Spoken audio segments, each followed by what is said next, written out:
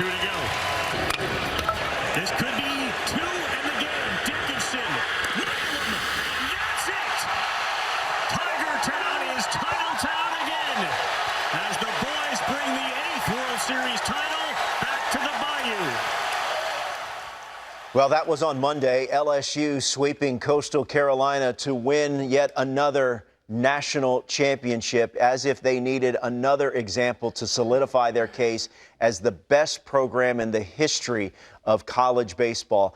And Jay Johnson has been right in the middle of it here as he celebrates his 2nd national championship, and he joins us now here on MLB Central. Congratulations, Coach. Congrats. What has the last few days been like for you?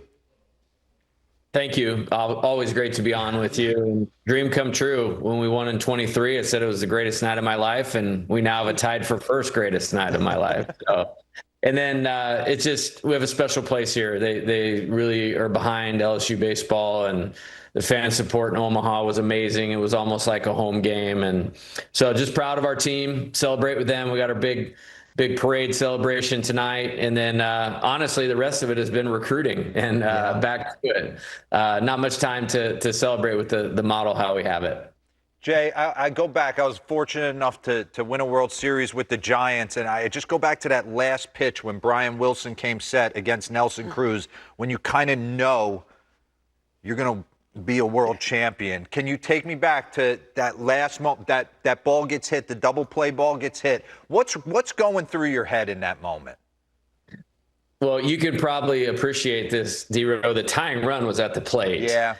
But you knew, I knew what was about to happen. Your boy was throwing a $101. Yes, Jay Shores, we like him. And but no, I was thinking, okay, if another guy gets on base, I have 2 guys in the pen, if the defense aligned properly, and then literally 15 seconds later, we're national champions. And so as my players say, I think I kind of blacked out for a minute. There you go. That's a little bit what was going on. And it was very different because the last one we were up 18-4 in the 9th inning. So you knew it was coming. This one, I was so engaged in the game, like it didn't even really hit me, till about 30 minutes after, like, wow, we did it. We did it again.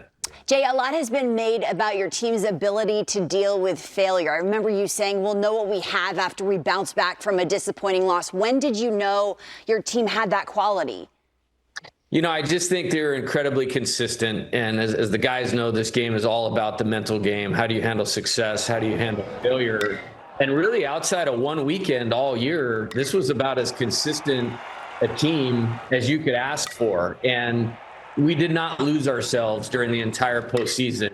The game is about execution and executing your plan. And regardless that the circumstances are so high leverage throughout the season, they just kept staying to what was needed to win baseball games. And we're very consistent in that regard.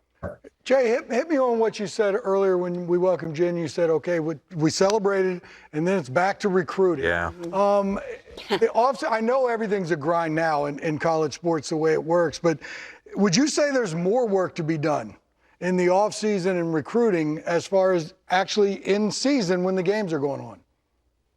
Yeah, no doubt about it. And with the age of the transfer portal, more players are leaving one school and going to the next. And you almost can get behind a little bit, which is kind of counterintuitive. You got, major league pitcher after major league pitcher that we're rolling out there. So you would think the pitchers would look at that and go, hey, I want to be a part of that. But you're not spending as much time maybe as other schools talking to them while you're winning a national championship. So it's definitely a balance. And I wouldn't trade those championships for anything, and we'll be all right. But there's been a little bit of catching up mode going here the last couple of days. Jay, you certainly had some tremendous arms that have run through that program going way back, and certainly including your time in Baton Rouge. Kade Anderson, who started Game 1, finished Game 1.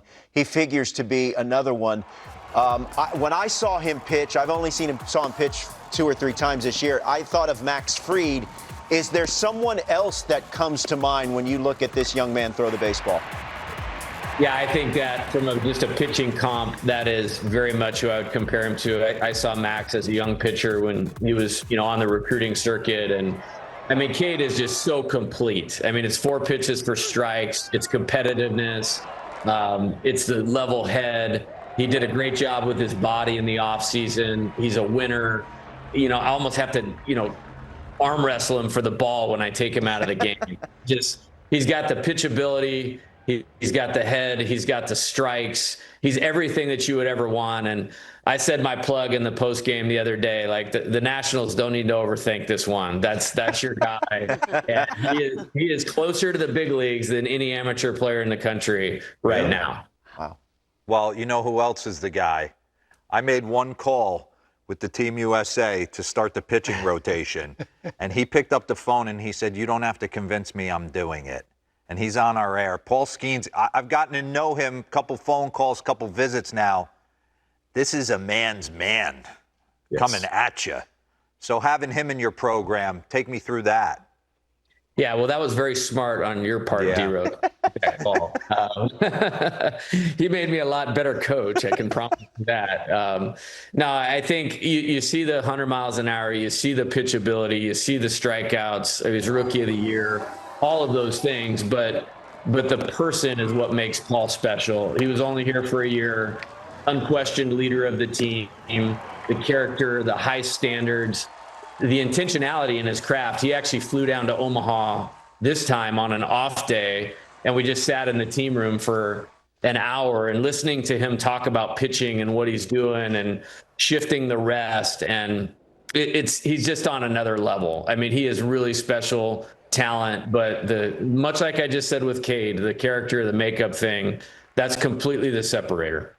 I'm knee deep in it. 15U travel baseball. My kids are playing up at Lake Point right now. I love meeting college coaches like this. You can tell why they're successful. Yeah. Right? Well, the way he does it. It's a fantastic program. It's got a lot of history, and the present is also pretty good. Jay, congratulations. Enjoy the parade tonight in Baton Rouge. I'm sure it's going to be rowdy and fun. Yeah, they know how to party in Louisiana. Yeah, they do. Yes, they do. Thank you very much for joining us. Enjoy the off season. I know you're going to be working hard, but hopefully catch up with you down the road. All right, guys. Great to see you. That's LSU head coach Jay Johnson joining us here on MLB Central.